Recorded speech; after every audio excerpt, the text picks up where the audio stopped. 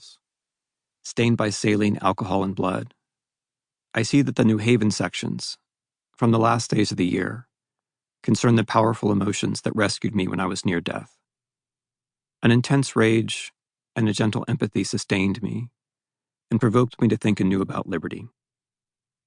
The first words I wrote in New Haven were, "Only rage, lonely rage." I felt nothing cleaner and more intense than rage amidst deathly illness.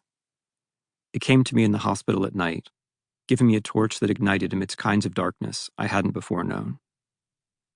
On December 29th, after 17 hours in the emergency room, I had an operation on my liver.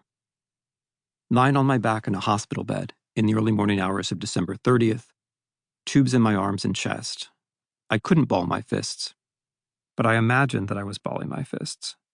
I couldn't raise my body from my bed on my forearms, but I had a vision of myself doing so. I was one more patient in one more hospital ward, one more set of failing organs, one more vessel of infected blood.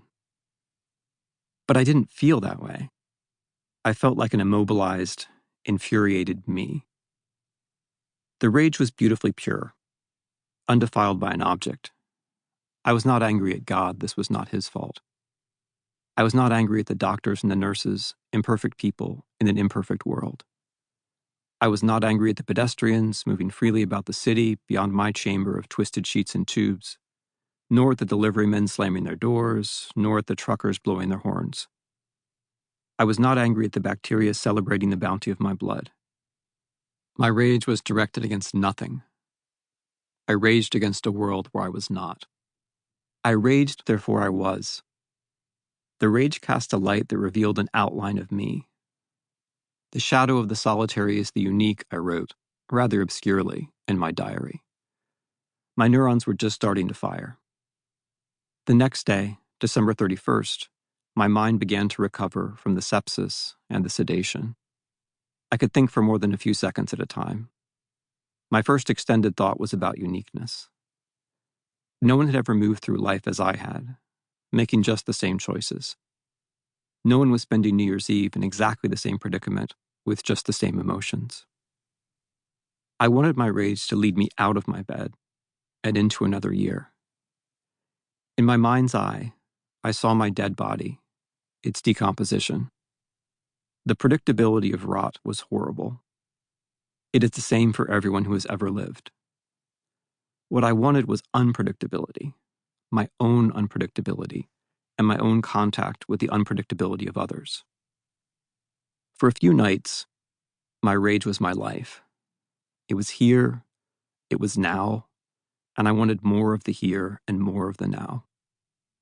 In my bed, I craved a few more weeks, and a few more weeks after that, when I wouldn't know what would happen to my body, wouldn't know what would play out in my mind, but would know that the person feeling and thinking was me. Death would extinguish my sense of how things could and should be, of the possible and beautiful.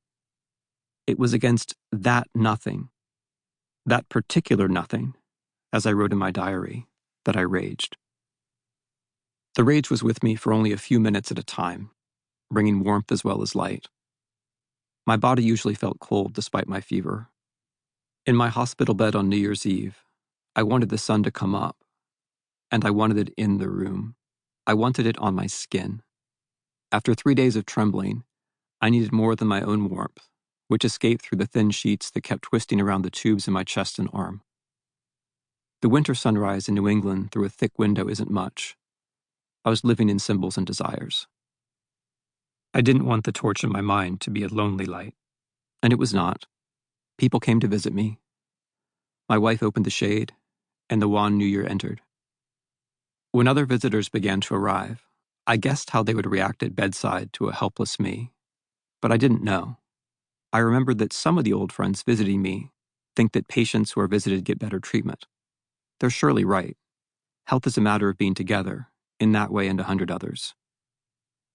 A visit helps us to be alone. Being together in solidarity permits a return to solitude and tranquility. Just by appearing, my friends set off memories, chains of association back into our past. I remembered a moment when one friend had shared that pragmatic view of why patients should be visited.